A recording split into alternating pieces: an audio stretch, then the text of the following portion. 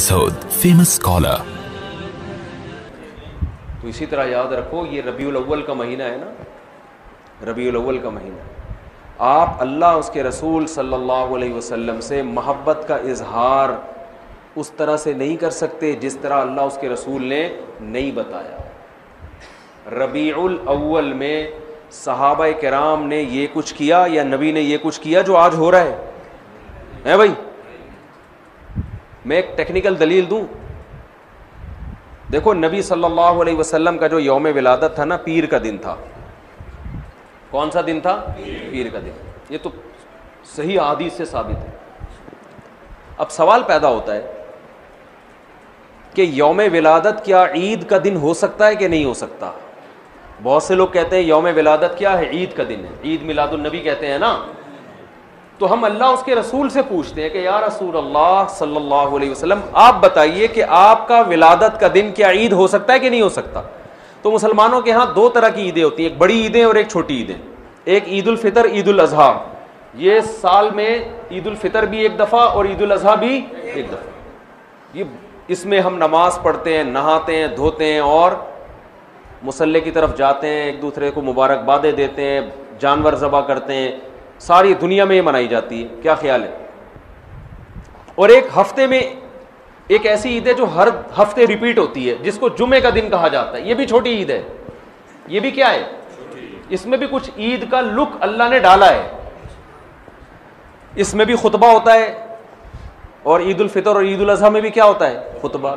इसमें भी 2 रकतें, उनमें भी 2 रकतें। इसमें भी नहाते धोते हैं, सुन्नत है। और उन दोनों ईदों में भी क्या ख्याल है भाई? नहाते। उन दोनों ईदों में रोजा हराम और जुमे के दिन भी रोजा मकरू।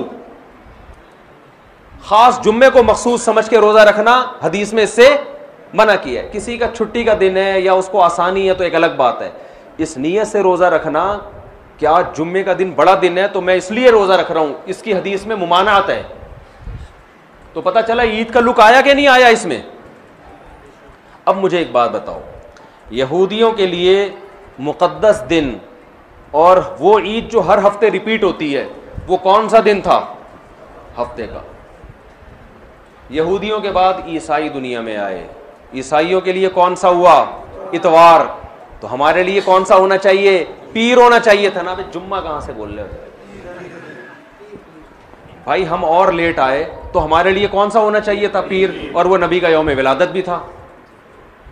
लेकिन नबी का यौम विलादत था, इसलिए अल्लाह ने पीर को नहीं रखा, रिवर्स कर दिया जुम्मे को, ताकि लोग यौम विलादत को ईद समझना ना शुरू कर दें।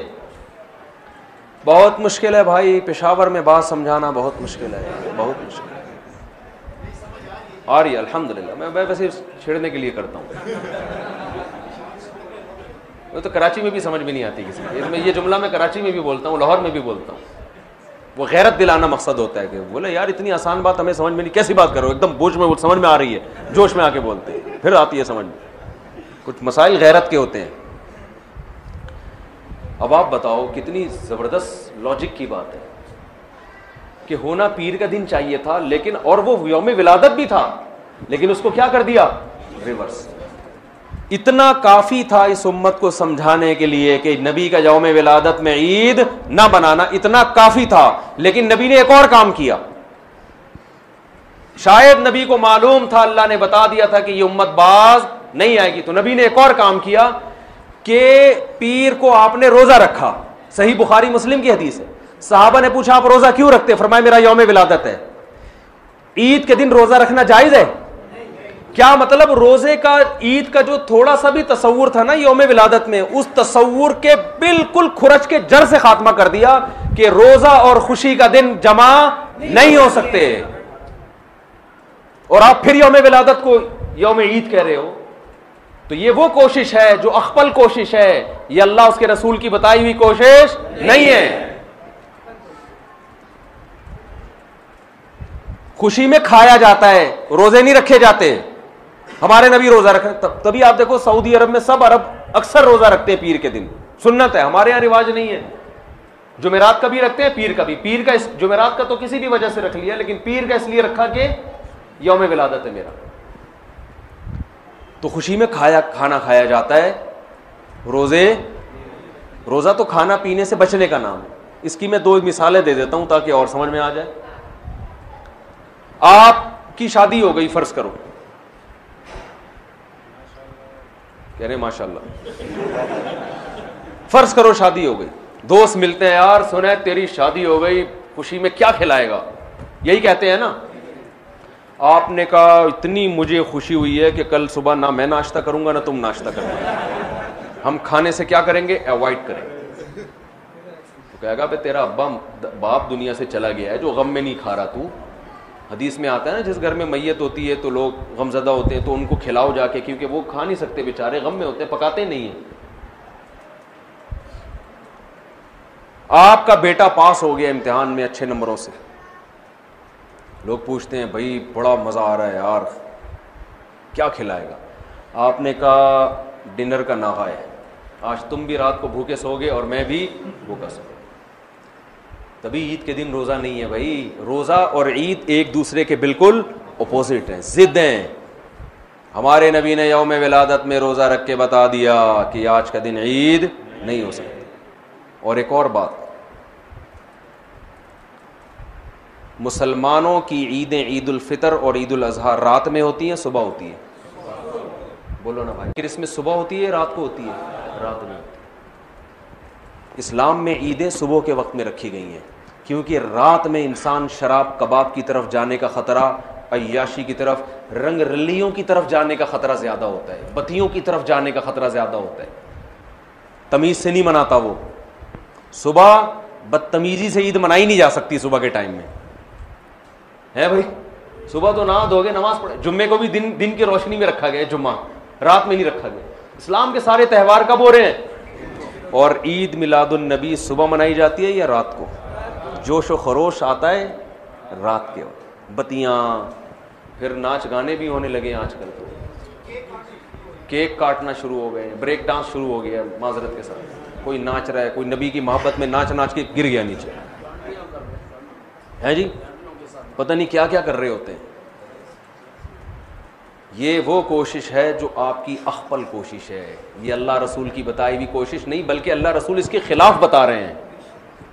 समझते हो बात को कि नहीं समझते हो? तो छोड़ दो ये सब कुछ। तो अल्लाह ने कुरान में क्या फरमाया? पहली शर्त नियत आखिरत, दूसरी शर्त कोशिश भी करे, तीसरी शर्त कोशिश भी अपनी नहीं बल्कि आखिरत वाली कोशिश, चौथी शर्त वहुवा मुमिनुन, तौहीद परस भी हो, ईमान भी हो। कुफर के साथ ये नेकियां कबूल नहीं है। काफिर अगर अल्लाह को राजी करने के लिए करोड़ों लोगों को खाना खिलाए, दुनिया में अजर मिल जाएगा, आखिरत में कोई अजर नहीं मिलेगा। तभी गैर मुस्लिम मैयत के लिए दुआ नहीं कर सकते, जिंदा के लिए कर सकते हैं, गैर मुस्लिम तो मर गया तो उसके लिए दुआ की भी, रेस्ट इन पीस भी नहीं कह सकते उसको आप, जो मर गया। आजकल लोग कह रहे होते हैं उसकी रूह को अल्लाह जो है ना अमन में रखे, बस अल्लाह ने पाबंदी लगा दी। तो वहुवा मुमिनुन, ईमान क्या मतलब? मजार परस्ती ये ईमान है या शिरक है? शिरक है। ये निदा लिगैरिल्लाह, सिर्फ या अल्लाह मदद चलेगा अल्लाह के यहाँ, और कोई नारा अल्लाह के यहाँ काबिल कबूल नहीं। हम कहते हैं इय्याका नअबुद व इय्याका नस्तईन, सिर्फ तुझसे तेरी इबादत करते हैं और मदद सिर्फ, ये सिर्फ का लफ्ज भी लगा हुआ है इस तर्जुमे में, क्योंकि मफूल बिही जो ऑब्जेक्ट है ना उसको पहले कर दिया। एक होता है नाबुदू का, इसका मतलब है हम तेरी इबादत करते हैं, और का को उठा के इया का बना के पीछे ले आया, तो अरबी ग्रामर जो जानते हैं इसका मतलब है सिर्फ तेरी, सिर्फ तुझसे मदद, इया का नस्तईन, तेरे अलावा किसी से मदद नहीं मांगते। तो शिर्क के साथ मेरे भाई कोई अमल मकबूल नहीं है। तो ये 4 बातों पर आप अमल करेंगे तो फउलाइका काना सायुहुम मशकूरा, अल्लाह फरमाते हैं इनके थोड़े पर बहुत ज्यादा दूंगा मैं। ये थोड़ा करेंगे, अजर वहां बहुत ज्यादा। और इन पर अमल नहीं हुआ तो दुनिया तो वाह वाह कर लेगी, बड़ा प्रोटोकॉल मिल जाएगा, कोई क्या बन जाएगा, कोई क्या बन जाएगा, आखिरत में जीरो। जैसे पहाड़ होता है ना राख का, देखने में बड़ा लगता है, फूंक मारो पूरा पहाड़ उड़ जाएगा वो। तो अल्लाह से दुआ है कि अल्लाह हमें आखिरत की तैयारी की तौफीक अता